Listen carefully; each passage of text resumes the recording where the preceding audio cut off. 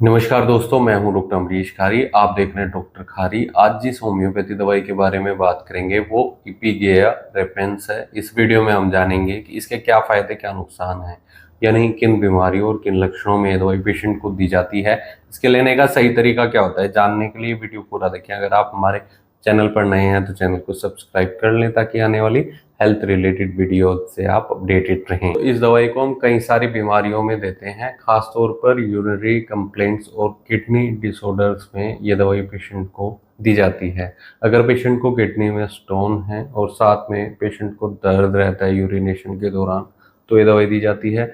या फिर यूटीआई के केस में, यूरिनरी ट्रैक इन्फेक्शन के केस में बार बार पेशाब लगती है, पेशाब में जलन रहती है या दर्द की शिकायत देखने को मिल रही है, तो ये दवाई बहुत इफेक्टिव रहती है। सिस्टाइटिस में ये दवाई दी जाती है और नेफ्राइटिस में ये दवाई दी जाती है। यूरिनरी ब्लैडर के स्टोन में ये दवाई दी जाती है, यानी पेशेंट को अगर ब्लैडर में भी कोई परेशानी है, उसके कारण इरिटेशन रहती है, पथरी हो गई है, तो ये दवाई उसमें बहुत इफेक्टिव रहती है। जो पेशाब की थैली होती है उसमें अगर पथरी है, दर्द है, तो उसको ठीक करेगी।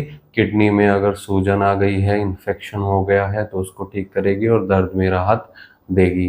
ये दवाई ऐसे केस में दी जाती है जहां यूरिनरी कंप्लेंट्स के साथ मेल पेशेंट में प्रोस्टेट एनलार्जमेंट की शिकायत देखने को मिल रही है।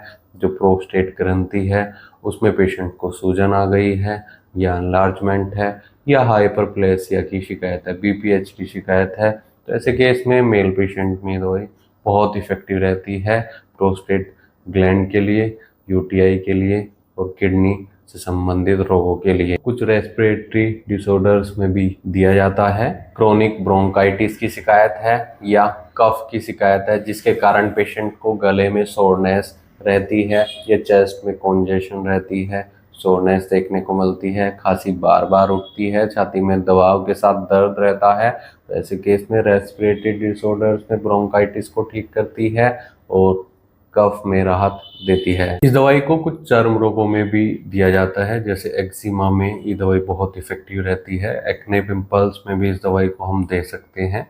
साथ में ये दवाई पेट से संबंधित रोगों में दी जाती है। अगर पेशेंट को इंडाइजेशन की शिकायत है, डाइजेस्टिव सिस्टम पेशेंट का सही नहीं है, जिसके साथ साथ पेशेंट को पेट में दर्द होगा और जलन होगी, तो ऐसे केस में भी ये दवाई काफ़ी अच्छे रिजल्ट्स देती है। इसके अलावा ये दवाई रियोमेटिज्म में भी पेशेंट को दी जाती है।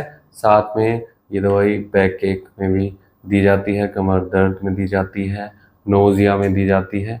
कई सारे केसेस में दवाई बहुत इफेक्टिव रहती है, लेकिन ख़ास तौर पर जो इसका यूजेस रहता है गुर्दे से संबंधित रोगों में रहता है या मूत्र रोगों में रहता है, जहाँ पेशेंट को कई बार हेमरेज की भी शिकायत देखने को मिलती है, यानी ब्लीडिंग भी हो सकती है यूरिन से। साथ में पेशेंट का जो यूरिन होता है उसमें डिस्कलरेशन की शिकायत हो सकती है, यूटीआई से हो सकती है, नेफ्राइटिस से हो सकती है, सिस्टाइटिस से हो सकती है। तो इन सब परेशानियों में दवाई बहुत इफेक्टिव रहती है, लेकिन अगर आपको ऐसी कोई शिकायत है तो डॉक्टर की निगरानी में ही आप इस दवाई का सेवन करें, खुद से न करें, सेल्फ मेडिकेशन न करें। हो सकता है केस टेकिंग करने के बाद आपको कोई दूसरी दवाइयाँ दी जाएं या प्रॉपर ट्रीटमेंट दिया जाए, इसके लिए डॉक्टर से मिले, नहीं तो दिए गए व्हाट्सएप नंबर पर हमसे संपर्क कर इलाज या सलाह ले सकते हैं। वीडियो देखने के लिए धन्यवाद। चैनल को सब्सक्राइब करें और कमेंट सेक्शन में जरूर बताएं कि हमारी वीडियोस आपको कैसी लगती हैं। Thank you.